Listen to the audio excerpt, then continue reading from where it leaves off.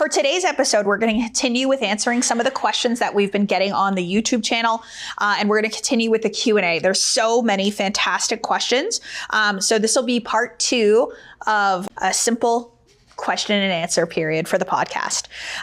So there's a question here from Denise David 1634, who's part of my community. And she's asking a very beautiful question. How do I feel good about charging a lot of money for helping others? As a mentor, for example, I seem to have a serious limiting belief there. So the first thing that I would ask you and I would pay attention to in the question is, what does charging a lot of money mean? And the reason that I'm getting you to ask that question is because everyone is going to have a different perception or perspective of what a lot of money is. Right? So $10 to me might not be a lot of money, but $10 to someone else might be a lot of money. $1,000 might be pocket change for someone, but $1,000 would change someone's life for somebody else. So the law of relativity says that nothing is anything until it is compared to something else. So this podcast has a lot of episodes compared to a podcast that started yesterday that has no episodes, but it doesn't really matter. This could be the first and only episode you ever listened to. It doesn't matter. It's all relative. So a big box is not a big box until you compare it to a smaller box. But when you look at the box and I had no other boxes and I asked you, is this big or small? You would probably say, I don't know, like it's a good size. You wouldn't be able to justify what it is without the comparison of something else. So when you say charging a lot of money, that's according to you. A lot of money is the perspective that you're giving it, which is creating the reality for you or the belief. So because you think that whatever you want to charge is a lot, you're limiting yourself by believing that it's too much, that nobody's going to want to pay. And you might also have some beliefs around people that do charge a lot of money and believing that it's too much for someone to pay for that service. So let's look at designer bags for an example. This is a beautiful, beautiful example. And you can use watches if you're a gentleman on here and you're listening to the podcast, because the purse thing might not resonate. You can go out and buy a purse for a multiple amount of price ranges. Now, a purse does one thing. Well, it does a lot of things, but the primary function of a purse is to hold a woman's personal items so that they're not like in her pockets and like in her hands. It's a bag, it's a purse to hold the things that you want to have with you, your phone, your wallet, your cell phone charger, your lipstick, whatever else. For the usefulness of a purse, you can buy one at Walmart. You can use a grocery bag, even if you want. And you can buy a purse at Louis Vuitton. So you can buy a purse for $40. That'll do that very thing. Or you can buy a purse for $4,000 at Louis Vuitton that will do the same thing. So you decide how much you want to pay. You decide the value of what something costs. And you decide how much you want to pay. And you decide whether it's big or small. I will never forget old version of myself, Kathleen is a nurse. One year I was given a gift. It was a Fendi purse that was bought on discount from, I think it was like a Marshall's or something like that. And it cost $350. And I had never spent more than, I don't know, $40 on a purse before. So when I was given the gift for my birthday, I believe, of a Fendi purse that was $350, I was like, you're returning that. Like, I do not need a bag for that amount of money. I do not need a purse for $350. Go return that. I'd rather spend $50 on a purse and then put $300 into something else. Like, no way. That's who I was that day, who I believed I was, who I believed I was worth, the value of things, etc. I now have a bag that costs more than my annual salary at one time cost. How is that possible? For me to one time freak out and return a $350 bag, but now I have a bag that used to be my annual salary. That's how much it cost me to purchase it. The law of relativity. Nothing is big or small until you compare it to another thing. The value you have in it, the belief that you're worth it, that it's worth it, the value of it. So the high-end luxurious bags that I have now, those bags, I believe I'm worthy of nice things. I believe I'm worthy of luxurious things. And in comparison to the financial status and the wealth that I exist in today, my experience when it comes to wealth in my life, I don't think that that's a lot of money. It's all relative. The other day we were in a store and somebody said, oh, the bag's $2,000. And I was like, oh, that's it? But a woman who used to believe that $350 on a bag was absolutely ridiculous and crazy. And so if you do believe that today, that's fine. But I'm just saying that there is an experience where you may not think that that expensive thing is expensive anymore from where you're looking at it from. So the other key message with this as well, with the Walmart purse or the Louis Vuitton purse, think about it this way. I was in Marbella in Spain, and we were shopping around this luxury area, and the Hermes had a lineup all the way down the store. It had a lineup. So if you think that nobody is spending money or nobody can afford whatever it is you're selling, you are mistaken. There is people lining up to spend thousands of dollars on luxury designer purses. There is wealth and abundance out there everywhere. And so Louis Vuitton isn't going to lower their prices to try to accommodate. It's going to sell to a certain individual. So what I would say when you are pricing yourself in whatever type of offer that you're pricing yourself in, I would recommend that you price yourself where you want to price yourself, where you want to fit in, where you want your brand to be, where you want your value to be. I think about things too, like my hair that I get done. You know, I get my hair done by somebody that charges a little bit more because she is an expert hairstylist. She's been in it for years. She's a master, and she charges me VIP rates because I believe that that's what I value and I'm worth for myself to pay and to put that amount of money into myself. So I don't ask her to lower her price for me. I'm willing to pay the price she believes she is worth for that service, and I'm the ideal client that she's calling into her life. So having said that, I would not believe that it's a lot of money, if you currently believe it's a lot of money, however much you want to charge. And I would believe in the value of your work and what you do. And then I would also believe that there are people that have the capacity to pay you what you desire to be paid for your service. It makes sense that way. And to know that those people are there and you will call them in and you will attract them and manifest them to you. For me, I always say, like, I teach manifestation and I want to teach everybody this work, but I know that my courses and my programs, they are not accessible to every single person.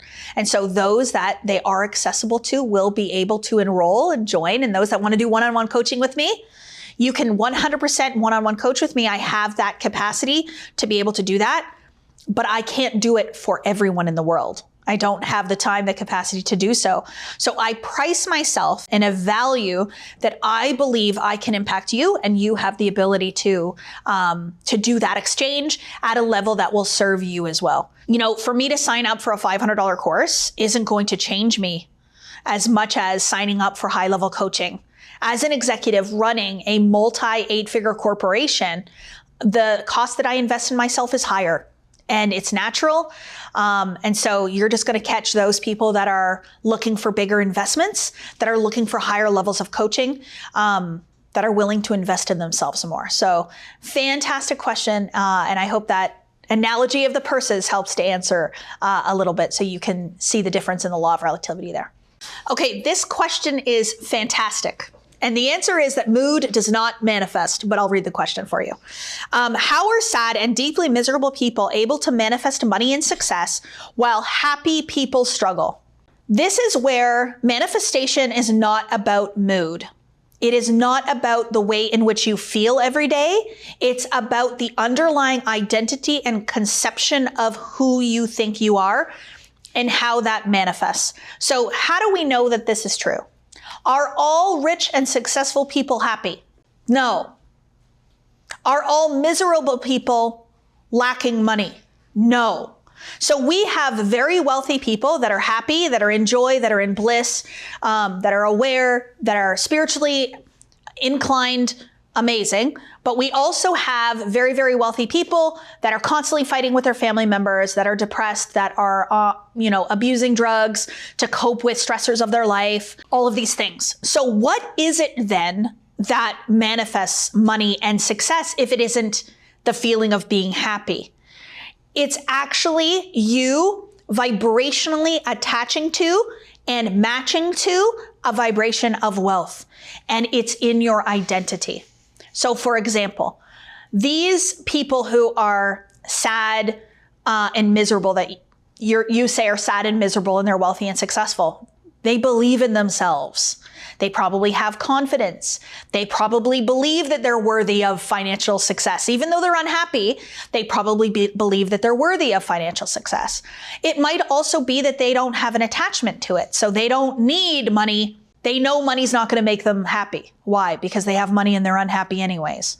So there's a lot of components related to identity that have more to do with manifestation than your mood. So when people come into my world, they will become happier. They will become more vibrant. They will start to believe in themselves. Their vibration will raise up. They'll feel inspired. But I don't want you to just be happier. I want you to be happier and wealthier. So this is where I teach you to match the frequency of wealth and to create an empowered identity of a wealthy person. What would a wealthy version of myself do? What would a wealthy version of myself think? What would a wealthy version of myself feel in every single day? And it's the feeling of success that creates more success. It's the feeling of wealth that creates more wealth. The other piece is there might be very, very happy people that don't believe in themselves. There might be very, very happy people that lack confidence. There might be very happy people that believe that they're failures.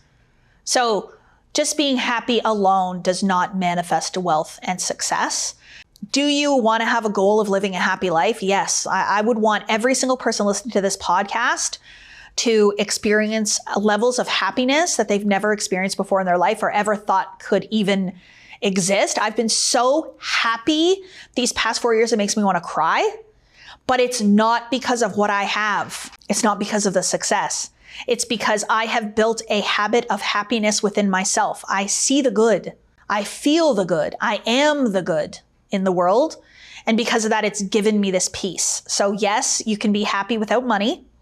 Yes, you can be happy and be single. Yes, you can be happy and be in a plus size body. Trust me, I've been there, but I want you to be happy and wealthy, happy and in a loving relationship, happy and in your healthiest body, healthy and wealthy. I always say, I want you to have it all. So, it's truly about matching the frequency of success and less about mood itself. So mood does not manifest. Identity and self-concept does. Okay, the last question that we're going to answer today for this podcast episode, how to manifest an ex back. So this one is interesting, and I've had this question asked in several different ways. Sometimes it's manifesting an ex back. Sometimes it's manifesting a specific person. I want this man and this man only. I want this woman and I want this woman only. And that's very, very tricky. In manifesting things, that's tricky, but even more so in relationships, it gets even more tricky. So in things, for example, it's I'm manifesting this house and this house only. It's tricky because there could be many other houses that meet your needs of your living arrangements, and your dream. And so when you attach yourself to one house and it has to be that one at this one address, you got to wait for it to come on the market. You got to put in an offer and bid on it and all of these other factors. And also you're going to be too attached to that one outcome. So instead I say, let's manifest that house or a better one. So if that house doesn't come through, you know that an even better version of that house will come. That was my experience. I didn't get the first house that I wanted to manifest, but I got the second house, which was even better than the first house because I have this or something better type of frame of mind. So I wasn't attached. If this doesn't work out, it's okay because something better will come along. So when you want to manifest an ex or you want to manifest a specific person, how can you do that if that's the one and only one that you want? That's it. I don't want anybody else. I want my ex and I want this specific person. You are going to be in a state of attachment. You are going to feel that it is very important. It is needed. It is necessary. It is a requirement, not a preference. So the unattached state is to be in the preference and not in the requirement. So I would venture to say, I would rather that you manifest, I would love my ex back or somebody better. I would love this specific person or somebody better, right? That decreases the attachment. That takes the pressure off. And that's like, well, if it's not going to be you, then I'm going to be okay. But when your happiness depends on another person, when your fulfillment depends on another person, you're starting one step behind. You don't need them, you want them. And so when you love your life fully and you want to invite someone to love life fully with you, that is a completely different experience as I'm not going to live my life fully until I find the person that's going to help me to live my life fully. Totally different experience. So I would rather that you get super, super clear on the type of life that you want, get super, super clear on the type of person that you want, and get super clear on the type of relationship you want. And then you're asking the universe for that. And knowing that God always provides exactly what you are asking for. If God does not provide you with your ex back, you know you will be provided with what you actually ask for, and he must not match it. And if you want this specific person and they don't match the desire, they don't match that vision, and this specific person isn't it, well, God's going to deliver you another person that actually matches what you want more. There's also this thing called free will to choose, free will to have what you want or do not want. And this other person that you're wanting to manifest, they have that. So just like you have free will to choose, they also have free will to choose. So when you're trying to manifest a specific person or a specific ex, you're trying to control their choices, their free will, and that is very, very tricky. So I would just be careful with that situation because it can be a little bit detrimental to you and your choice and to them and their choices. The other piece is most often you're going to be redirected in life, and you're being redirected based on what you want. So if a man ghosts you or if a woman ghosts you, you're being redirected. It's literally a slap in the face from the universe to say, this person doesn't match what you want. And so therefore, move along. So I don't know about you, but like I want a healthy communicator to be my partner in life. I want someone that has the ability to have difficult and tough conversations. So when somebody doesn't respond to my messages and doesn't communicate and they ghost me, they're not what I want. And it's a huge awareness that, oh, they don't know how to communicate. Okay, move on. Instead of trying to fight to keep that person because of the idea that you think they are, believe them with what they're telling you and know that it doesn't match what you want. So the biggest thing is that these things are not rejection. I think the ego tries to tell you that these things are rejection when actually they're just the universe providing you with what you're actually asking for instead of what you do not want. These are things that I'm experiencing in my own life as a single woman now who is out and starting to think about what I want for my life. What is my ideal relationship? What's my ideal path that I want to go in and sharing my life with someone in the future? I'm super clear. I know exactly what I want and I know what I don't want. And so it's up to me now to say, universe, it's this or something better. And if the something better isn't there, I'm not going to say yes to the this. I'm going to go for the something better. Anyways, I hope that helps, but I would just detach a little bit and open yourself up to the possibility of something even better than you can even imagine. I think that that's the answer to that question. Okay, and that concludes our part 2 of the Q&A. I'm sure we will do more, but please remember that the limit does not exist.